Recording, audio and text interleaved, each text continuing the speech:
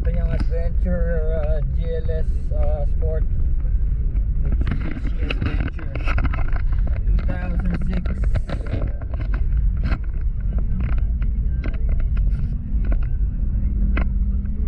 Okay siya. Ito na.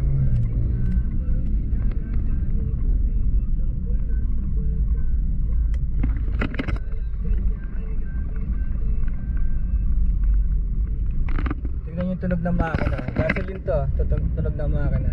Tapos yung aircon niya, naka 1 lang, napakalamig. Hindi masyadong gamit to eh. Nasa 260,000 lang, tsaka family, ano lang to. Hindi ginamit sa negosyo o sa tawag dito, yung transport. Utility vehicle, di ginamit na ganun to. Talagang sa family lang. Kaya mahalaga. Tapos naka-comprehensive insurance pa pala ngayon to. Yun nga lang, marami na palang bumps and dents na maliliit na hindi na pinaayos. Ang paint kasi nito original paint pa eh. Pero kinuha ko na to kasi ayusin ko yung iba kagaya niya, no? May mga kalawang sa wiper, mga minor lang. Pero lahat ng gauges working. Ayan, speedometer, yung fuel gauge, yung temperature, agad ng temperature, oh. Ang lakas ng makina, oh. Lakas ng makina niya. Tapos mga power windows, power locks, central locking system, may alarm.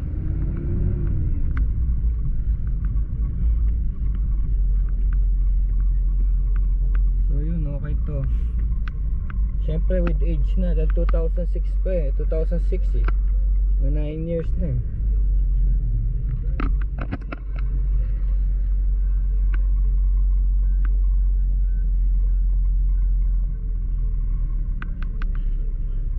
Ayan, maganda pa yung mga puwan, original. Yung mga side mirrors lang napalitan ng bago. Yung mga power windows. Ayan, see? Sa kabila. Pipinutin ko dito. Okay. Power on. Tapos mga grills yata ito bago yun. Saan lamig ng aircon? Naka 1 lang. Tapos naka Kenwood na ganito. Ito yung ano nya. Yung mga sound lang dito. Kung ano yun. Oops.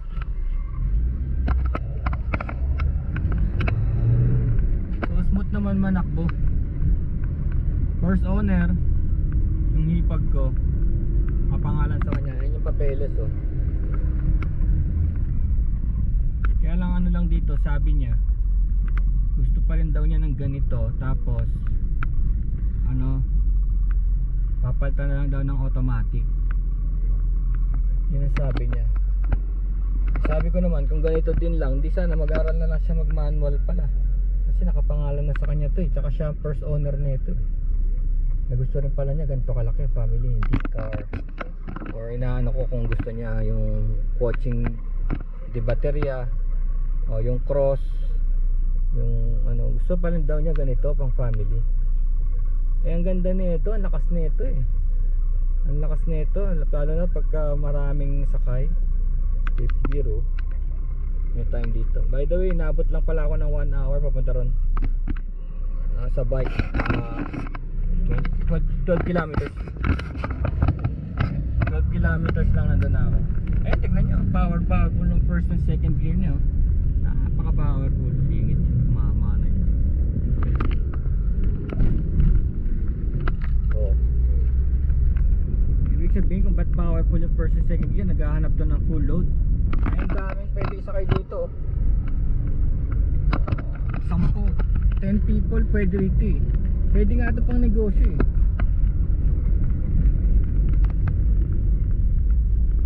Kaya may sasuggest ako eh. Kung maghanap siya ng ganito. Tignan nyo, napaka-smooth oh. Bago lahat ng tires niyan. Walang wiggle oh. Walang wiggle. Napaka-smooth. 8-ply yung nito. Yung tires nito 8-ply bago. Kasi dinadala to sa probinsya eh. Sa Muñoz. Eh kasi yung si Daddy Tony, yung biyanan ko, hindi na siya makapag-drive for now.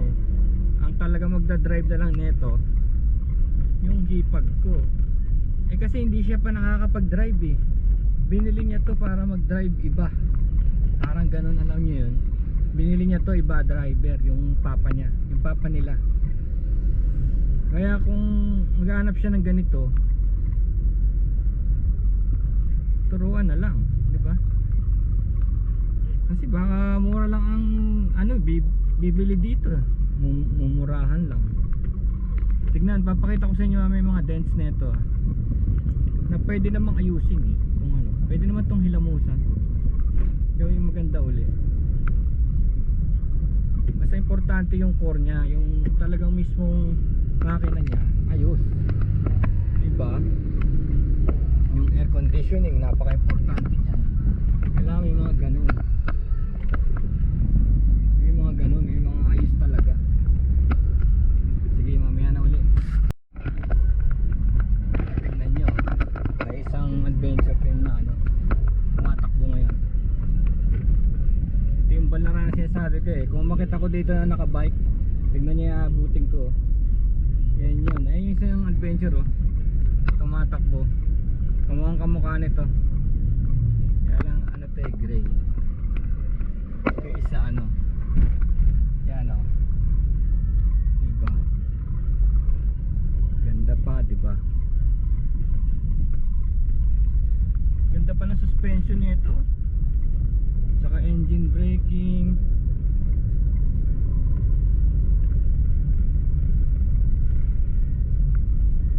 Kasi pag tumagal sa akin to ng mga isang linggo pa, syempre ayusin ko na to, papalish ko, gaganda pa lalo to.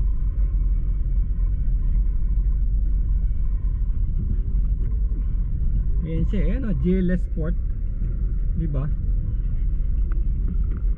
Tingnan mo yung ano niya, 2011, 2012 GLS Sport siya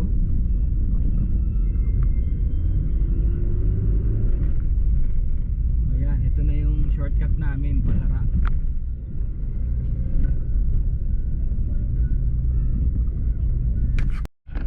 Tingnan niya yung acceleration, tercera yan, tercera.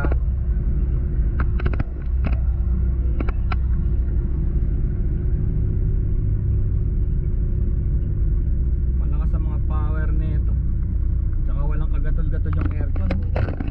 Ganda ng aircon nito, nasa 1.5. Tsaka itong sasakyan na to, nag-aantay talaga ng mga pasahero. Nag-aantay talaga siya ng mga pasahero. Talagang nag-aantay siya ng weight. Yung suspension niya nag-aantay ng weight para ayan walang kalampag ayan, humps na yun, second gear, third gear, diba? Wala namang problema yung manual. Yung manual, tatapakan mo lang naman yung clutch masasanay ka na rin, tsaka magkakaroon ka na rin ng muscle for it. Ano lang naman problema lang yung mga clutch na yan pag traffic. Pero kung babiyahe ka sa probinsya o kaya malalapit lang yung biyahe mo, lagi ka nasa highway, ayos yan.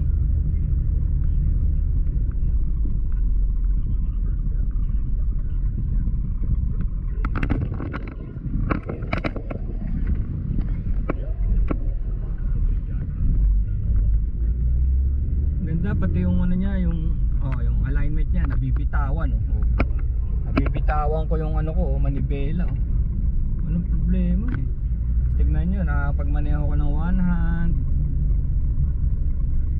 ano siya stable siya kahit na hindi ito wide tires utility tires to, kagaya nung nando sa harapan natin, utility tires, malaki, makapal, hindi malapad.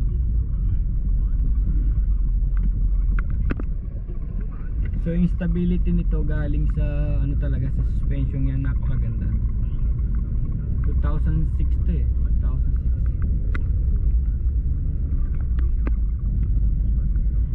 Okay, tama, doon na yung adventure. Dito tayo sa isa pang Marikina River.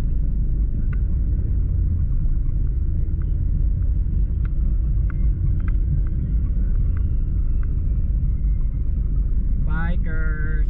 Ayan Sierra Madre Kaswerte naman walang ulan May pupuntahan pa tayo sa Bridgetown. PG1 test ride, PG1.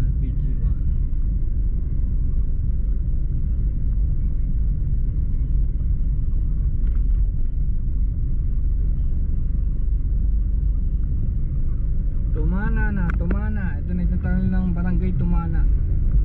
Yan na, nasa Marikina na ako. Peace out, peace. Tiga Marikina rin yata isang adventure. Ayan, adventure na naman, oh. O, diba? Dami adventure.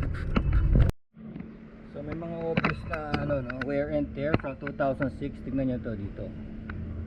Nakakuha ko lang. Ito hindi na original. May mga ganyan, no. Tignan yung discoloration ng paint. Ayan, may mga kalawang. Of course, some of this can be addressed, no. Dito meron ditong ano, parang may umatras daw sa kanila, oh. Here. Tapos yung plastic ng ibang ligas na. Pero yung mga gulong niya bago. Look. Bago, 4 na gulong, 8 ply. Goodyear. Oh, pambiyahe kasi talaga 'to eh. Ayan, oh, 8 ply. Goodyear. Ang ganda ng takbo, ang ganda ng suspension, ang lakas. GLS Sport. Yun lang mga obvious na ano, hindi napabayaan kasi wala siyang garahe eh. Wala tong garage eh, kaya nagkaganyan. Pero so far ang ganda pa rin sa loob. Aircon ang lakas, suspension ang lakas, panghakot talaga. Ayan, oh.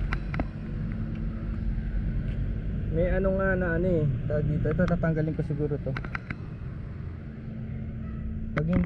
Pag merong hindi nakakursunada sa inyo as is, dahan-dahan natin itong pagagandahin. Oh, may bull bar na stainless na ganyan. Yung dahil nga walang garahe, ganyan na nangyari. Ito lumabo dito, may tama dito, may tama dyan, oh. Mga ano lang, mga nasa labas lang. Mga kututusin ang tawag ay superficial na ano na makukuha rin sa rubbing yung iba dyan, o kaya sa mga basta ito parang second coat lang yata to eh. Dinikit lang to eh. Kaya lumabo ng ganyan.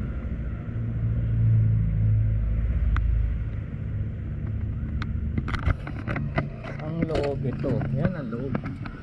Malakas ang aircon, yan, oh. Ganda seats, malamig. Tapos ang papers niya walang problema, complete papers, first owner, mating. Maganda kasi talagang luma na rin yung sasakyan. 2006 pa naman eh. Maganda pa yung mga controls niya. Ayan likod, oh. Maganda pa yung mga controls niya. Yung mga tools and everything. Naka-tint sa taas. Ganda na suspension na ito. Wabi. So yan, tignan natin. Tapos sunada niya pa rin. Pero ito, madali lang ito eh. Nadarating lang kasi. Nakukuha ko lang. Ayan, ang number niya 6. Ending number 6. Ayan. Tignan nyo na lang itong Mitsubishi. Yung video na ito. Tapos may driving video tayo sa loob kanina, diba? Driving video. Rain guard. Tapos ano to, yung power steering. Tapos ito, may central locking system. Oh, lock.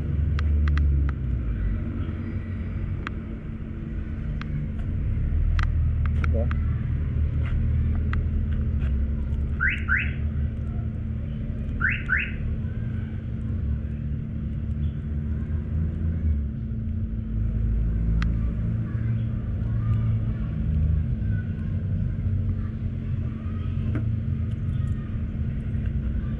Ano nangyari dito?